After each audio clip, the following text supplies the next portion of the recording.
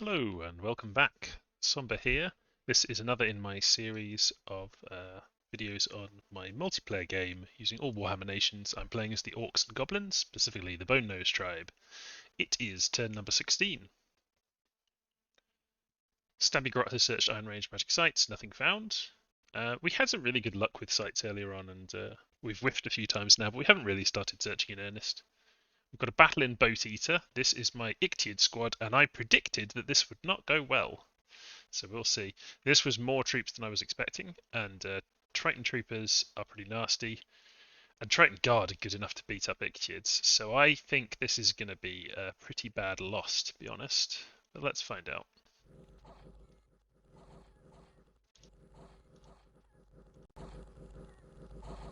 Well, that's basically what I expected. The Ictiids just can't stand up in the fight. They don't get to use their nets underwater, which sucks. You'd think that they would be able to. That's kind of weird, actually. So we get slaughtered. We kill 4 Triton guards. Miserable, awful. Not going to try that again with Ictiids. That's okay though. It's not that bad a loss. You know, Ictiids are 10 gold each, so it's not that bad. It's like one of my free lab events almost. There was a battle in Cormark. So Cormark, this is another mistake. So I've got the mistake of my Ictiids moving in, the mistake of accidentally leaving these guys on attack. I'm sure people watching the last video were probably shouting at the screen, "You haven't taken the goblins off attack!" Because I was going to attack this with a bunch of stuff, then decided to move more things in. So our goblins are attacking with no backup whatsoever. But you can see that the poison arrows are actually pretty good against enemy archers. Pretty decent killing them. They're bad against other stuff, but because they can penetrate through that light armor, they can actually get decent kills on archers. Anyway, our goblins are going to get butchered, and we're going to lose a Forest Goblin boss, but he wasn't promoted or anything, so... Oh well. Did we manage to kill anything to make our subsequent battle a bit easier? 4 archers, 1 militia. We killed a priest! Those poison arrows for you. Lake Seaweed. This is my boss against Kalulu's. Gorkzilla himself. Let's see how he does. I predict he'll be completely fine, and they'll maybe hit him a couple of times, but they probably won't get him below like 90 hit points. So he casts Skeletal Body, and then he's just going to fight them. He's going to rely on his Awe and Fear, and he's actually got really good damage output. He's going to kill a bunch of stuff each turn because of his high attack. Because he's underwater, I think these get a bit of a malus, so they're less good than they would normally be. But he can't get his repels going off because they've got length 3 weapons, and his weapons are only length 2. So we've taken away the repels that he could previously do on some things. So he's taking some hits. Hit points down to 104. And they rout. Yeah, so very easy. Crucially, the Kalulus, although they hit fairly hard, are quite inaccurate, and they have bad morale. But also, they don't do any poison damage. They don't have coral spears. They just have the normal bronze spears. Unexpected event in Bone Nose tribe. Glockagorax, our first proper hero, has joined. And a bunch of Savage Orc Biggins come with him, which is nice. In Ghent, we have a bad event, losing 760 population, getting some unrest, heat and death. Where is Ghent? Oh, it's our throne over there. That's a bit unfortunate, isn't it? Oh well. In Traveller's Rest, we have plus 10 Earth Gems. That's very nice to have plus 10 Earth Gems. That's, we don't actually have a lot of Earth Gems, and they're very useful, so that's good. We had a scout get discovered by the Wood Elves down in that cave throne where they were just patrolling, presumably. And we finished patrolling in Dead Forest. So these guys are going to go up to the throne and they're just going to kind of patrol around there and be in position to build a palisades if we want to. But yeah, so what's my overall plan? Well, I've completely failed up here. These provinces are worth less. If my god was going to hit another province, I would really want him to go and hit that one, which he can this turn. However, what I have noticed is I saw the poison killing some Ictiids and stuff, and these guys have their poison weapons, of course. Their coral spears, and normally that's not a problem, but I have just remembered that the Axe of Hate gives you poison, big poison resistance malus. I can't remember exactly how that works, but I think that means you just take extra poison damage, and that could be a really stupid way to die. So what I'm going to do is take the Axe of Hate off and replace it, and what I'm going to replace it with is, I will show you on the forge screen. So we are forging An eye shield. People don't really like the eye shield because um, it doesn't kind of take effect immediately. It's one of those things where the enemy gets to attack you and then they lose an eye, I think. It's less good than the Vine Shield, and it costs 10 nature gems. So usually people just get the Vine Shield or something. But I can't get the Vine Shield because I don't have that level of construction, and I want a shield right now. And the nice thing about the Eye Shield is it keeps those enemies around him who get blinded, and then they keep suffering from awe and fear, and then they run away. So it can be quite effective, particularly against these dumb butt indies. So, Gorkzilla, I would like to just be taking a thing a turn, but I'm going to have to take a detour. I'm going to hop up here to where this lab is, and he's going to pick up the Eye Shield. He's going to switch that for the Axe of Fate. I am also, because I am a very cautious man, going to give him a Snake Ring to give him poison immunity. There's a few reasons to do this. Generally, a Snake Ring is like a useful thing to have hanging around in the first place. Oh, actually, he's got susceptibility to poison 10. He must have 5 poison resistance from something. Is it just because he's a demon? None of these gives poison resistance, do they? No, so perhaps it's just because he's a demon. Anyway, I'm going to give him a snake ring. It's a useful item to have. I'd like him to be completely immune to poison for various reasons. I can use the ring later on when I'm doing foul vapors, stuff like that. So it seems like a reasonable thing to invest in. And he's got an empty misc slot, so he can have that. I'm also forging another ring of water breathing. I'm doing it with my new Savage Great Shaman, which I would rather not. It's nice that we got a water 2 there. I'm very happy about that. I'd rather not have to be forging that with him, but it's between him and Stabby Grot, and they have the same research level, so it doesn't matter. I don't have any other water mages. It's really weird. Just haven't managed to get any. I need more of these, just like basic goblins, to do that kind of stuff for me.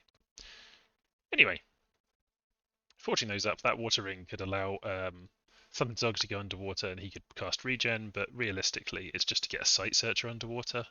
So whoever's best at sight searching, probably.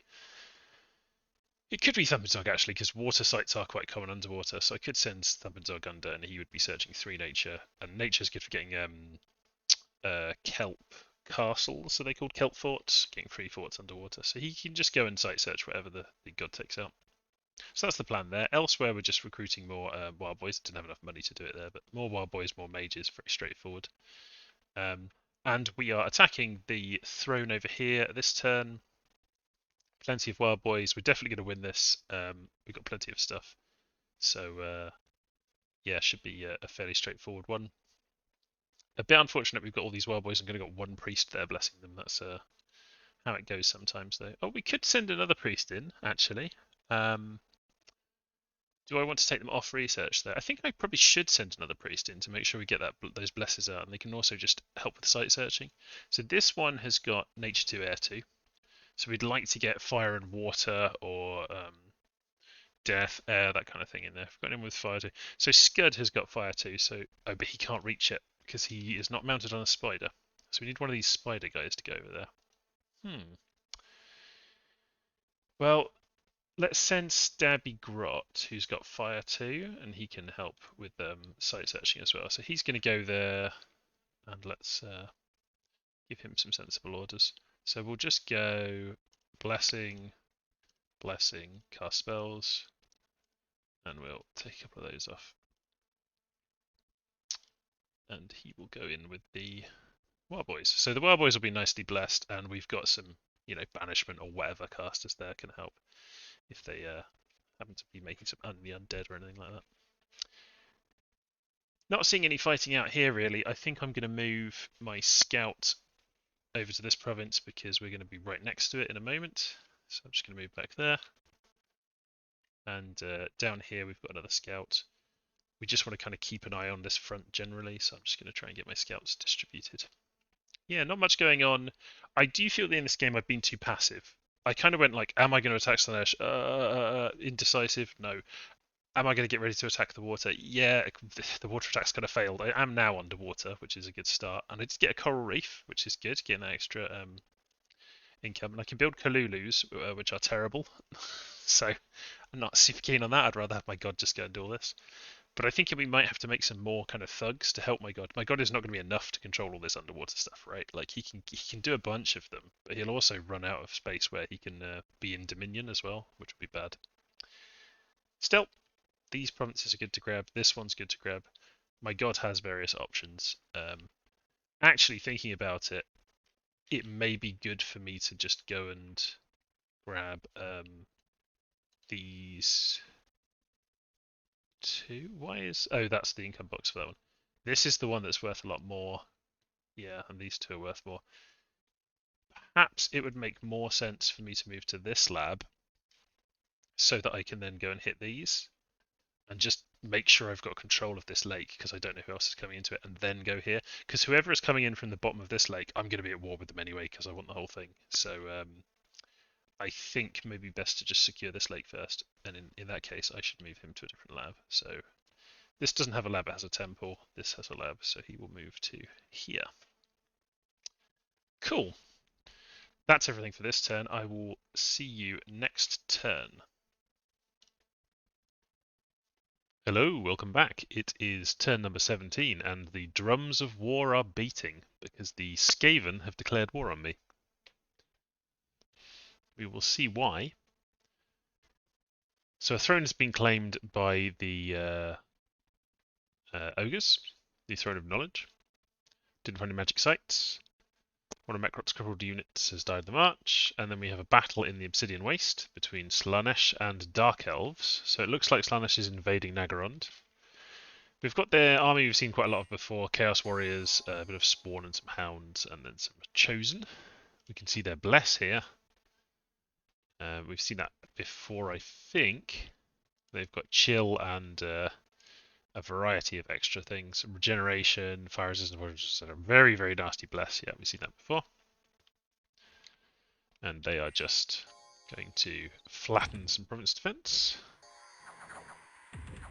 Oh, looks like there's a mage. Ah, now this is very unfortunate for the Dark Elves. They just happen to have a Supreme Sorceress there, so that's one of their expensive cap-only mages. Very strong magic paths. Unfortunately for them, looks like they're going to get hounded or maybe killed by one of these Seekers. Oh, getting chumped up. The luck is keeping them alive, but they die in the end. So that's bad news for Nagarond. Then we have Skaven attacking the throne in Cormark.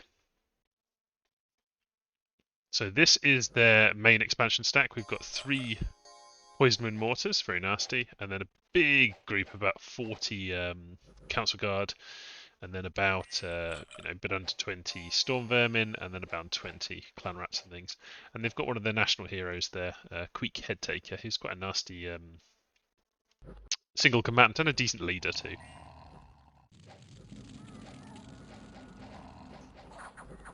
And the Indies have not very good troops, although they are holding this game up so they're getting poisoned by their own stuff. But they do have a fire element they've raised up, and they've got some undead as well. So maybe this will be enough to help out and cause some casualties amongst the Skaven. Let's just fast forward.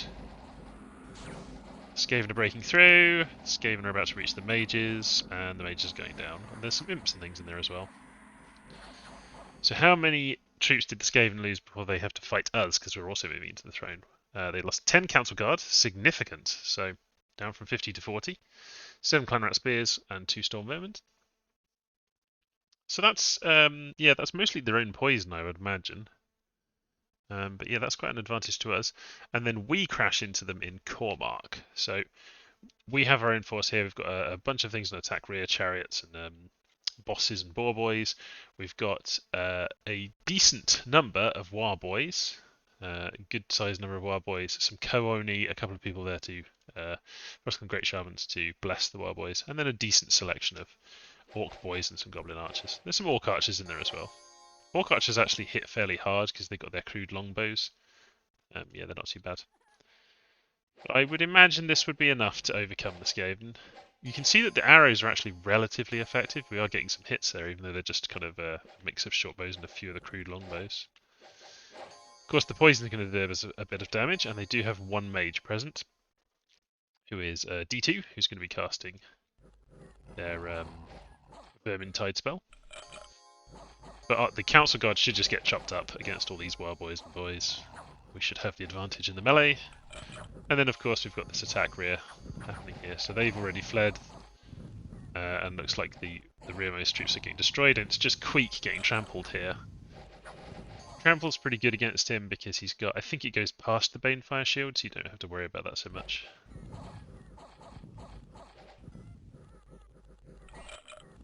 Or maybe not. Council Guard are going down, Storm Vermin are going down. Lots of casualties on my side too, but that's okay. We've got plenty more troops where that came from. And our attack rear squadron has mangled Queek up pretty badly. Oh yeah, and he's about to die. He's got a chest wound, he's not going to be able to escape. His Banefire shield did kill one of my boar boys there though. And then my orc bosses are charging in. So, a victory for sure. Our losses were not too bad. 4 wolf chariots, oh well. The Koanis doesn't matter. Orc boys, fine. Biggins losing 3 boar boys, oh well. That's not ideal. 13 savage orc boys. Again, that's not so much a problem. 17 war boys is a bit of a blow to us, but we did win overall. You can see that their losses were significantly worse. 39 council guard gone, and killed their plague chanter, which is always good, of course, and one of their national heroes. Then we've got some events. We've got local lords feuding, unrest plus 50, tax minus 100. We're going to have to go and deal with that unrest in the Wood of Many Paths. Lake Seaweed, we've got 107 gold pound. Numecria, 226 gold pound, so a great turn for getting a bunch of extra gold. We're going to be spending that up. And then we've constructed the fortress in Ghent, so that's an upgrade to the existing fortress to give it more commander points. And then we also had another great bit of luck here, another multi-hero. We previously lost the multi-hero, we're going to try and keep this one alive for a bit longer. And that's good because they can go and claim the throne for us. And that in fact is what they're immediately going to do. Bortuk is going to be over here claiming this throne, which we have now grabbed hold of. So firstly, what's my god up to? Well, I have equipped them with the eye shield, snake ring, so they are no longer vulnerable to poison. Instead, they're basically totally immune to poison. And they are going to go, rather than is this lake, which was where I was originally going to send them to take these 2 high-value provinces, we will be going and getting those, but I have spotted that Khorne is down here with a force, and they have taken the throne down here. So that means they probably own these provinces as well. So what I want to do is secure a kind of a border here and stop them from coming up. Make it so it's contested for them, and then we'll sweep back and hit that province and then go and get the lake. So that's the plan. The god's going to go and do that. The rest of my forces are moving over here because, as I said, the Skaven have declared war on us. They didn't like this bump that happened, and they've decided they're going to take us on. Now, I've had a little bit of communication with Nuln and established that they are most likely going to be attacking Tyranea 119 this turn and taking that back. That's in their cap circle, of course, and then they can maybe move down, hit some Skaven stuff. So I am going to be moving this way. I'm just going to check if I can move anything that would actually be able to hit this province, although I think there will be too many enemies there even though I do. Yeah, I could only send a very small amount of cavalry from here or here. Don't really have very much. So instead I'm going to have a very big force here and then we're going to move down. And yeah, we're going to have to be on guard against Skaven sneakery and problems in the future, but I think we will be able to grab these provinces down here. Maybe not that one, but certainly these two, and then kind of secure this coast. That's the plan. We will also have a god, our god, of course, down here, and he will be present to help if things go disastrously wrong here. This isn't the ideal war to go this kind of weird route. It's very slow. Anyway, elsewhere we are continuing to build mages and we are continuing to recruit warboys, and I'm getting some wolf chariots to replace those ones I lost because being able to trample with the cheap units is very useful. Over here we're doing a bit of patrolling, and we're also moving a force over here to patrol down this unrest. I'm not going to use Grimdrake because I want my army down here to fight the Skaven. I'm instead sending this quite small force led by Grocker Gorax. So Grocker is going to be dealing with that unrest for now. In the future he'll do some fighting, but he's one of the weaker national heroes. He has some things that are good about him, but his fundamental lack of slots and his not amazing survivability is kind of a problem. But we'll see if we can get Grocker's War going, because we'll get a lot of, I think we get free War boys if we manage to trigger that War by getting him some experience. So Niblet, I think I probably want to be watching this province over here to get a better idea of what troops are in it. So I'm going to move him over there. Spike knows, we know that we're going to see a fight over here, and I'd like to see the composition of Nuln's forces, so I'm going to be keeping an eye on that. Nublet over here. Bit of a sad thing for a goblin to be called. Not sure. I guess over here maybe Slanesh is just going to go for Relothia. I would think that likely, so I'm going to move some scouts to just keep an eye on those. So my scouts are just trying to keep an eye on what's going on. I think I'll just have them wait there for now. You can see that we see the edge of the dwarfs here. They've got a fairly significant bit of territory, it looks like, and they may even have some up here too. If we end up fighting underwater, which we probably will with Khorne, I'm also going to have to be aware that they've got this border up here where they could cause me problems, and they would go for this throne almost certainly. It's a shame my core lands, because of this like position of the water and how cramped it is, my expansion's a bit weird and I'm a bit strung out. I'd really like to kind of consolidate a bit, but at the same time, I just have to keep manufacturing troops and make sure I've got people everywhere to respond to stuff. So, not being quite as offensive as I'd like to be, but that's the plan for the moment. We've got Thumpin Zog, our Orc Great Shaman. He has got a Ring of Water Breathing that is forged, and he will be going down here and doing some site searching, and then I'll be moving on and doing site searching. So he's just going to be site searching everything that our god takes. I'd like to get more underwater expansion going, but it is difficult. I also, the fact that we've got water rings can mean that we can move mages through this province and get down here quickly. So it's actually a way of moving them around very fast as well. So I might be wanting some more water rings. I think I've still only got Stabby Grot that can make water rings. It's sad. I've just been very unlucky on the rolls of water mages. Yeah, not too much to be done there, except I'm making more Forest Goblin Great Shaman over here instead of Orc Shaman. And still making a Wood Henge Druid there, but I'm going to take repeat recruitment off because we don't really have enough money to do all the other stuff we're trying to do. I was just doing that because we have a lab and a temple there, so we just have the opportunity to get some extra mages there, but they're not very efficient Wood Henge Druids. You know, they are 120 gold for a very low tier mage, basically. Yeah, just a nature 1 priest 1 for 130 is not good. Still, it's nice to have extra priests around to bless things, and they can research, and we do have magic 3. Okay, I think that's everything for this turn. Hopefully we should have some relatively exciting turns as we are kicking off our nascent war with the Skaven. We'll see how that works out. Maybe we'll end up fighting with Nuln as well. I'm avoiding them at the moment, but we're not ones to back away from a fight for very long. So I will see you next turn. Welcome back. It's turn number 18. So we've got another throne being claimed by Bull Market Forecast. This is Khorne. And they've claimed the Throne of Water, which is to the south of the water provinces I've taken. We've got research and conjuration completed, so we now have summon earth power, among some other bits and pieces. And we have a battle in the Devourer. This is our god moving into a relatively nasty underwater province, which has got a Hydromancer with some items and a bunch of gems, and it's also got a Kraken. They can be quite nasty, but our god is well up to the task of cutting through this. So he's just casting Skeletal Body and then relying on his Aura and his Fear and his high attack output. So you can see they're not really hitting him, and if they do hit him, he does have the poison immunity basically. He's just going to obliterate a couple of them every turn until they eventually rout. Kills the troll, and then I imagine he's going to kill the Kraken fairly easily as well. Oh, it's fleeing. Okay, he may not get a chance to. Oh no, catch it. He's got the boots of long strides. So he kills the Kraken, he kills the Hydromancer. Unfortunately, he didn't have any slots free, so he's not going to be picking up any of these items that just got dropped there. Never mind. But that's good to take another sea province. We see a battle in Tyrannea. This is where Nuln has told us they were going to attack, and they are true to their words. They've got quite a lot of stuff. We've got a big block of spearmen, lots and lots and lots of crossbowmen, and then big blocks of these knights, these heavy cavalry, including some sacred knights in there, some Templars, and various different knightly orders as well. Don't see the leaders of the orders. Maybe they're back here. Yes, they are. The Grandmasters are back here. There's 3 of those. Their various different special equipment. And the Skaven just had some province defense. They get immediately wrecked. So it looks like the Skaven are going to be pushed back there. Dwarfs attacking Peskin, we get to see what the dwarfs are using. And it looks like Ironbreakers, who are very, very tough on a sparse line. And then behind them, we've got a bunch of engineers casting aim and fire using their engineering rune, which does fire arrows and increases precision. So we're going to get some of these crossbows doing some fire arrows as well. And then we've also got a big block of thunderers. They've got these hurl lightning attacks. They're very nasty. Got lots of shock attacks that ignore armor. So we're starting to see some fiery arrows coming over. And they're just fighting some horse tribes, so this will be very straightforward.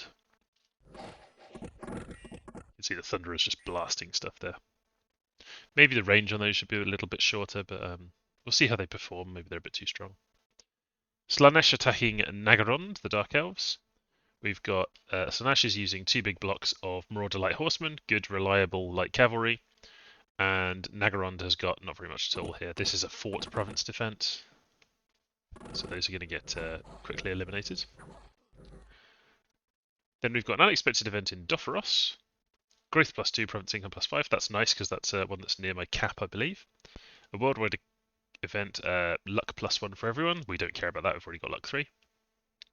And then a Savage Orc boss promoted in Dophoros as well, so he's going to be transforming into a big boss at some point. And we fortunately get another of our multi-heroes. We've got 2 of these Wyvern Riding Shamans. Uzarg and what's the other one called? Bortuk. So they will be flying around, capturing thrones for me and doing various things. At the moment, Uzarg is going to go off and just do some site searching. This turn we're going really heavy on the site searching. We've got a Crusher over here doing some site searching. We've got a Griblet moving around to do some site searching. And we're doing some site searching here and here. We also have got Thumpin Zog underwater doing our site searching. He's going to be searching everything that the god takes over. And I have made, or I'm making another Ring of Water Breathing because I want even more site searching underwater and just need those rings generally to have my people able to move around to be able to respond to stuff in the water. I want to go and get these provinces quick too. Speaking of the water, we've come to an agreement with Khorne. They are going to have these 4, at the moment at least. And I'm going to take these 4. So I went with that because my Dominion's not really reaching down here at the moment. I don't need to go after that throne currently. And Khorne are also suggesting that they would attack the Skaven. They're in a good position to attack the Skaven, so they want to do that. So that could actually be quite useful. I'm not really going to be pressing my attack on the Skaven, and there are 2 reasons for this. The first is that it's kind of an awkward war for me to fight, right? If I come down here and attack along this bit, I end up in this kind of choke here. Where I'm just going to end up in a pitched battle and lose some stuff. So that's the first reason. The second reason is I don't want to get into any bumps with Nuln, and I don't really want to be like coordinating with Nuln. I'm not trying to be Nuln's ally. Yeah, and their army here is actually really nasty and would probably beat my army down here. Partly because crossbows and knights are very good against the stuff I have. I don't have the appropriate counters to those things really. I could work on getting the appropriate counters to them, I just don't have them at the moment. One way that you can counter them is just tons and tons and tons of goblins and flaming arrows, outshoot them, take them down that way. Anyway, I don't want to bump with them, I don't know where they're moving, and I don't really want to be coordinating with them every turn, so instead of moving down here, I'm going to move back up to my throne and really make sure I've got a lot of defences there, because we're claiming this. Because I didn't realise this, but this throne is probably one of the very best that we could get, much better than the other 2 thrones. The Golden Throne gives you 200 gold per turn, which is really significant to be honest. Spreads Dominion, which is nice. But most important of all, enables recruitment of the Adept of the Golden Order. And if we look at this unit, very strong researcher. They do take 4 turns to recruit. We're definitely going to want a 2 commander point fort up there, so we can get 1 every 2 turns. Crucially, they are Fire Astrals. With these randoms, we can get up to Astral 3. We can get Astral and Earth for doing crystal shenanigans. This is not a path that I have at all natively, this Astral. I do have Fire, but I don't have Astral. And I don't have the Astral cross paths, of course. So, I really want to be cranking those out as quickly as possible. So I'm immediately kind of reducing my spending this turn just to get a Palisades going immediately, and I'm also going to be getting a lab and a temple and everything up there, and really fortifying that one. I'd also kind of like to take the stuff around it and defend it, but we'll see about that. So for now, it's cheap turns. I'm getting cheap mages, and I'm not really recruiting any troops, so that's what I'm up to this turn. It's a bit of a shame that I haven't managed to get myself into these kind of aggressive wars that I was planning on doing, but I've had such a weird expansion, and I do still have stuff that I'm doing and building up infrastructure, so I think for the moment, we're just kind of sitting back, consolidating. We desperately want to get this throne going, and I suspect somebody may attack me because I now have control of 3 thrones, which is by far the most. I've been trying to think about how I could get into this without having to use my god. My god is the safest bet, much better at taking these over than anything else. But is there another way we could get in here? Well, if we had somebody that the Tritons couldn't really work against, we'd want somebody who is sacred because they would have Awe, which is obviously very useful against the Tritons. So I was thinking maybe I could get to thugging. I could send one of my multi-heroes. I'd rather not send a flying unit underwater, to be honest, but I could do that. If I had the right items, I could. If I got a war boss, because they'll be sacred, like if Gorax gets promoted to a war boss, or if Grimdreg manages to get promoted. He's quite a long way off, though. Yeah, he's got another 11 to go before he even is a contender for it. Yeah, so if I could get something like that, I could get a thug in there.